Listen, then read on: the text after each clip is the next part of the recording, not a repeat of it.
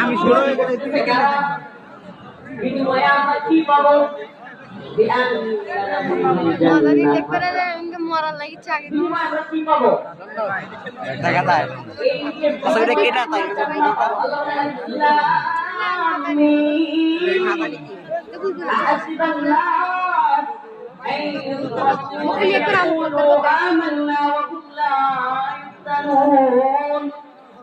আচ্ছা এই মাথা বুঝাইতেছে এরা এই কইলা নাই